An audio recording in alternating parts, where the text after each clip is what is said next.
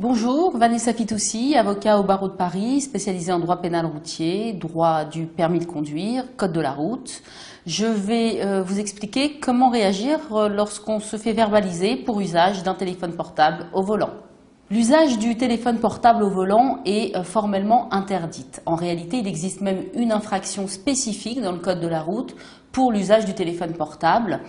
C'est un comportement répréhensible et qui est sanctionné par le code de la route d'une amende et également, et c'est le plus embêtant, d'une perte de 3 points.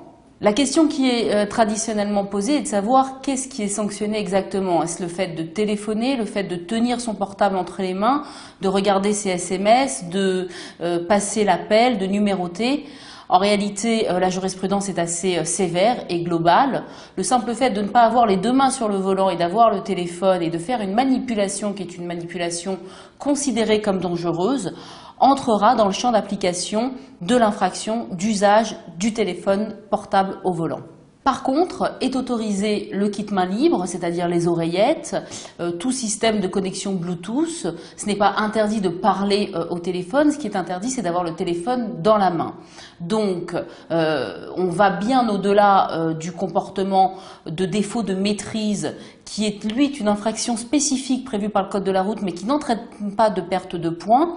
L'usage du téléphone, c'est vraiment avoir un téléphone dans la main et de par la manipulation de cet appareil, faire une manœuvre dangereuse, ne pas tenir le volant. Et c'est ça que sanctionne l'agent verbalisateur.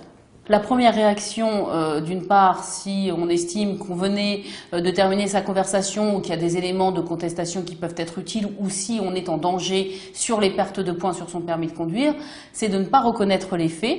Lorsque vous êtes interpellé, vous ne signez pas la reconnaissance des faits et puis vous laissez la contestation se mettre en place. Alors soit vous consultez un avocat spécialiste, soit vous contestez de vous-même avec la possibilité de venir expliquer devant le juge de proximité la réalité de la manœuvre que vous aviez effectuée, c'est-à-dire pas d'appel téléphonique, en produisant par exemple vos relevés de communication téléphonique auprès de votre opérateur ou en venant justifier le fait que votre appareil n'était pas tenu en main, en tentant en toute hypothèse de convaincre le juge de votre bonne foi, retenir le fait qu'il n'y a qu'un juge qui peut vous sanctionner de manière définitive. Le policier, lui, il verbalise, il constate et si vous n'êtes pas d'accord, il faut le faire savoir.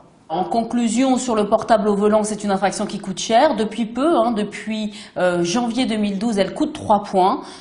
C'est une infraction, une des plus courantes, parce qu'il est irrésistible souvent de discuter dans sa voiture. Mais il faut soit s'équiper d'un kit main libre, soit contester, ne pas hésiter à prendre des avis sur la régularité formelle du procès verbal, sur la réalité de l'infraction, prendre l'avis d'un avocat spécialiste pour tenter une contestation.